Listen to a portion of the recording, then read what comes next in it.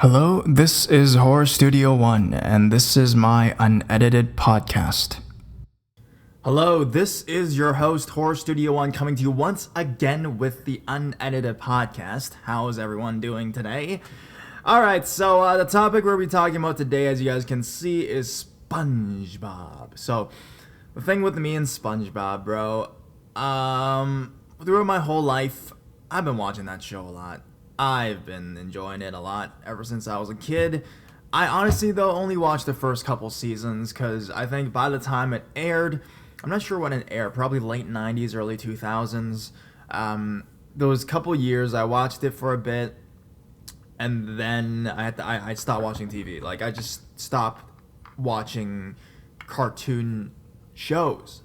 So back in the day, basically I remember my memory of it was coming back home from school because I live in Canada, so for us it was channel 25, and it was a TV channel called YTV. I would watch YTV Kids, which would be basically, SpongeBob and, Pokemon, Digimon, Beyblade, Dragon Ball Z, like all that kind of good stuff. And, Hey Arnold, I don't know if you guys know that show, one of the best shows ever still. But the thing with SpongeBob was that it was always like a I could watch it or not type of thing for me. So it came on, I think, around 5:30. I think it came on back to back too. I think there was a time that SpongeBob was so popular that it was just SpongeBob for like the longest time. I guess the TV channel saw the ratings for it higher than the other shows or something. But yeah, it was always like, I could watch it, I could not thing for me.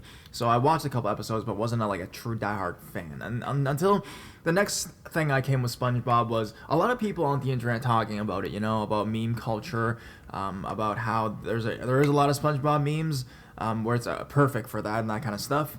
And another thing that I came across a couple years ago, but never got around to, was the creepypastas, in which SpongeBob had Squidward suicide, most notably.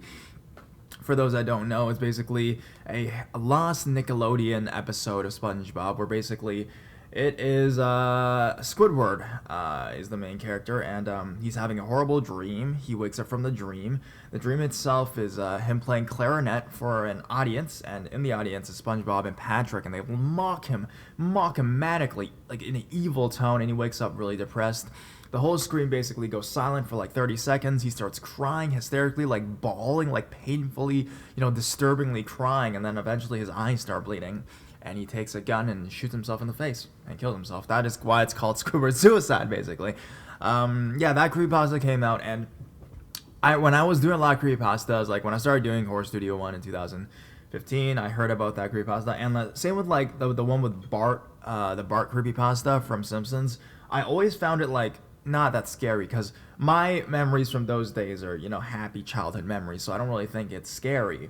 But recently I've been doing some research, and there has been more than one SpongeBob, I can't say conspiracy theory, most likely just theories or scary stories, if you will, just call it that, because nowadays you can't really call anything here on YouTube because you don't want to get, demonetized, or you don't want to get hidden. It's really crazy, but they're just theories, okay, without the C word.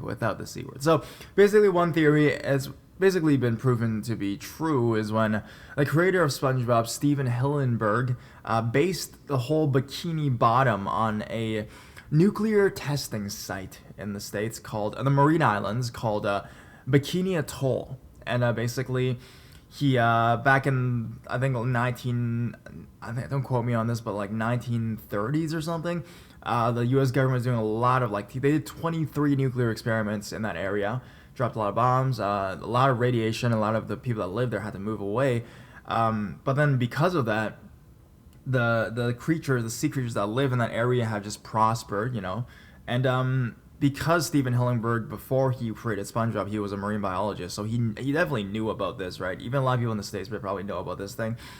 He based Bikini Bottom on that. His idea is those are the mutated fish from that nuclear bomb so many years ago, and they've had human instincts. They start to have, they could go to work, they could wear clothes, they could talk intellectually between each other, like that kind of stuff. And no one really has said anything like truly official statement. I think they interviewed the guy that plays SpongeBob, who voices SpongeBob, and he confirmed it. But of course, Stephen Hillenburg, because he's passed away 3 months ago from ALS, there's no way for him to confirm. But I mean, it's pretty much true. Like Bikini Atoll, Bikini Bottom, and the fact that he was a marine biologist before really sets a tone. Like really kind of confirms that. So I mean, it's not super creepy, but to think that one of the most popular children's kid shows, those that I've been watching since I was a kid, that was based on a nuclear test from radiation point. So all of these fish are radiated and they've mutated fish basically, which is kind of true. That's what the show is, but it's kind of like dark. And I guess that kind of comes out from the SpongeBob show as well, because a lot of it'll suddenly pop up and be like a creepy face or something. That's the thing with SpongeBob. But one thing I found it always kind of weird was they had those moments that like other shows did not.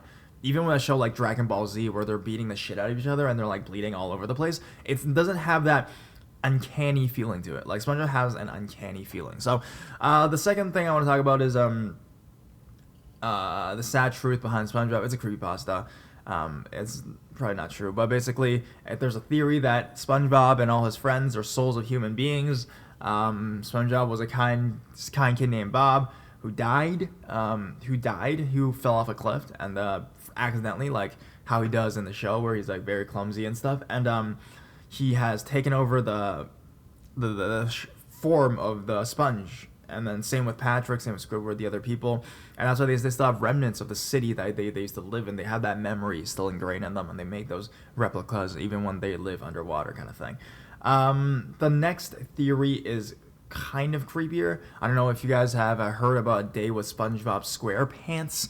Basically, it was a real-life movie that was on Amazon.com, actually. And it was allegedly the real movie of SpongeBob SquarePants, but no one was ever able to find it. For some reason, nobody was ever able to find it, and a lot of people went crazy looking for it. There was people that worked at like video stores that were online, and they said that in their database they had this movie, but it wasn't for sale, and no one has ever owned a physical copy of it. They traced it back a lot. They traced it back to the owners of this film, the creators, is a company called Regal Films, and the person behind it, and there's like just some sketchy stuff behind that. And in the end, the director of this movie came out and they basically explained, yeah, this whole thing was, he was trying to get this movie made. Basically, it was a real life SpongeBob movie where SpongeBob and everything is happening above ground, and there's like a kid that like gets an opportunity to spend a day with SpongeBob because he's really famous, he's his fan or something like that. Like, they had all that going on, and the director of it came out and said that basically the reason he put this on Amazon was because he was trying to create hype for this movie. This is not a real movie. So, like, he completely forgot about it as well, and in the end, the investors that was supposed to make the movie pulled out.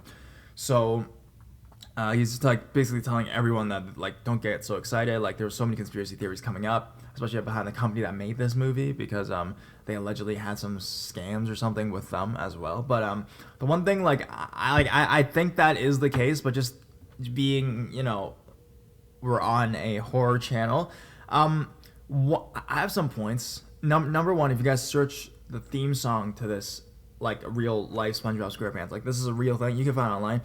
The theme song is uncanny as shit. It kind of sounds like the backwards version of like the real SpongeBob theme song. Maybe that's what they were going for.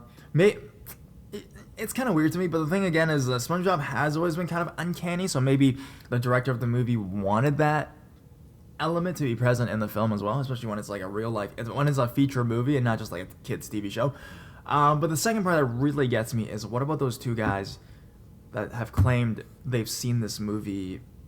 Yeah, there's people that have claimed they've seen this movie on tweets and stuff, but I think that's been proven to also be, like, those have also been proven to be, like, not that movie, because there was other SpongeBob movies, and I think people that, they would mess them up and stuff, but to the netizens who's actually claimed that they have worked at a video store and have seen the movie, because they're working at a video store, okay? They gotta be precise with each movie, so they're obviously referring to this one that everyone's been trying to find, and they're commenting on this thread. So what about those two people? Are they liars, or does this movie really exist? Because some people, sources have claimed that it really does exist. There's like 1 or 2 copies, and it's like $3,000 or whatnot. So some people have said that this movie actually does exist. Could that be real? So yeah, those are just the points that I am thinking about. But yeah, if you guys have any thoughts on SpongeBob, any other conspiracy theories on it, or another conspiracy theory on another cartoon show, put it in the comments below. I'll take a look at it, and we'll go from there. Thanks, guys. I'll talk to you guys soon, and I love you guys. Yeah, it's kind of creepy. I know. Sorry, bro. Anyways, guys, I kind of want to say like a quote from SpongeBob show, but what does he say at the end? Oh yeah, like he has like a weird narration at the end, right? Yeah. Okay. Bye, fishies. I don't know, some shit like that. All right, bye, peace.